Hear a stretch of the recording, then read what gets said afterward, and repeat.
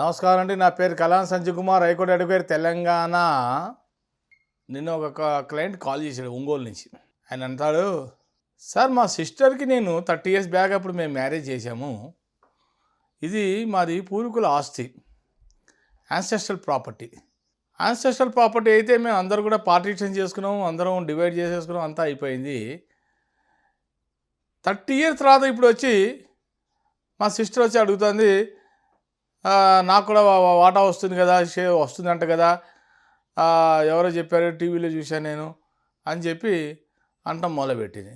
30 ఏళ్ల తర్వాత వచ్చి ఇప్పుడు ప్రాపర్టీ అడగటం ఏమైనా దాంట్లో ఏమైనా ఇది ఉంది? అసలు వివాహం చేసేటప్పుడే నీకు శ్రీధనం కానీ ఏదో వరకట్నం కానీ ఏదో ఇచ్చి వివాహం చేసి ఉంటారు కదా మీకు.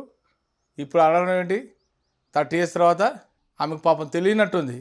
లిమిటేషన్ యాక్ట్ 1963 ప్రకారముగా ఆర్టికల్ 65 క్లాస్ షెడ్యూల్ 1 ప్రకారముగా ఎవరికైనా సరే ఒక లిమిటేషన్ ఉంటుంది, ఒక హద్దు ఉంటుంది.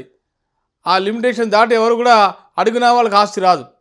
ఆ లిమిటేషన్ యాక్ట్లో ఏం చెప్తానంటే 12 years లోపలే మీకు ఏదైనా ఆస్తులు హక్కులు వచ్చే ఆస్కారం ఉంటే అప్పుడు మీరు అడిగినా అందం చెందాం.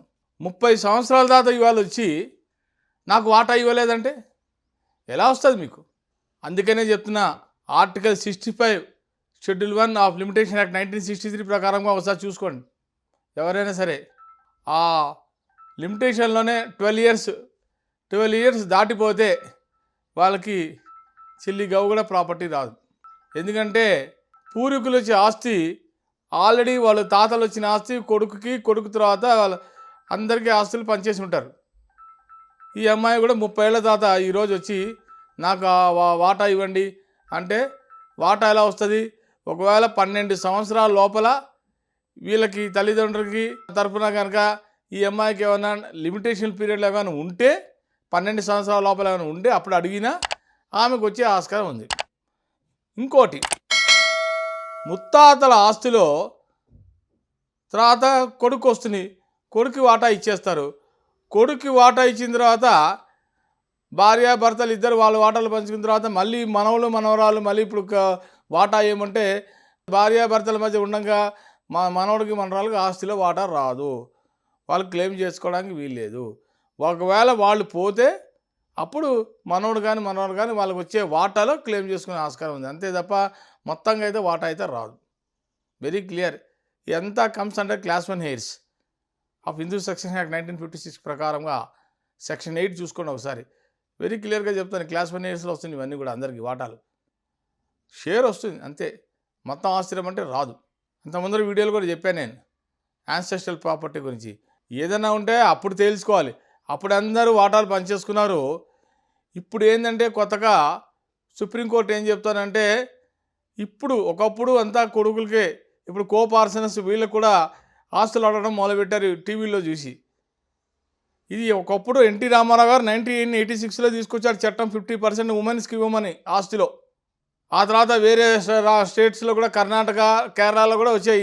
ఎన్టీ రామారావు మన రామారావుని చూసి మిగతా స్టేట్స్ కూడా వాళ్ళు కూడా మొదలుపెట్టారు ఇవ్వటాలు.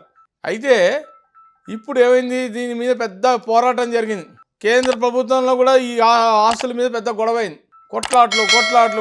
కొట్లాట్లు. చివరికి 2020 ఆగస్టు 11వ తారీఖు నాడు ఒక ల్యాండ్ మార్క్ జడ్జిమెంట్ వచ్చింది, వినీత్ కుమార్ శర్మ వర్సెస్ రాకేష్ శర్మ.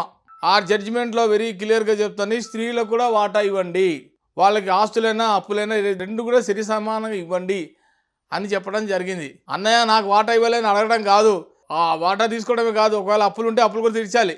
అమ్మకి తెలియదు, అది పక్కన పెడదాం. అసలు ఈ లిమిటేషన్ పీరియడ్లో ఉందా లేదా అని చూసుకోవాలి. మేము లిమిటేషన్ పీరియడ్ ఎలా వస్తుంది? 30 ఏళ్ల తర్వాత ఇప్పుడు వచ్చి అడిగితే వాటా రాదు. ఆ పీరియడ్ ఉంటుంది, దానికన్నా ప్రతి లిమిటేషన్ యాక్ట్లో పీరియడ్ ఉంది 12 సంవత్సరాలు. 12 సంవత్సరాలపు వచ్చి అడిగితే అర్థం ఉంది, ఆస్కారం ఉంది, వచ్చే ఆస్కారాలు ఉంటాయి.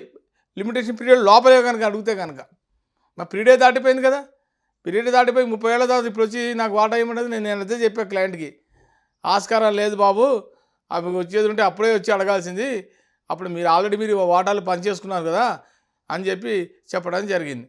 నమస్కారం.